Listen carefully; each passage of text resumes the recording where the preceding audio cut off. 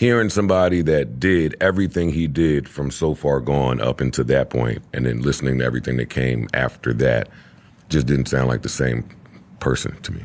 How much credit do you give to Drake for being multi-talented? All of it. Because he's very funny. How can we not? He's very funny as well. He can act. He killed the ESPYs. He killed SNL when he did it. He kills. Did you see the clip recently? I don't know what show it was on, but he was talking about how he got a guy. No. You didn't see this clip? Oh my God, this is so funny. It was, again, Drake guy. It was cool to be reminded, like, oh, this guy's like, very funny, very talented, and is like multi-disciplined.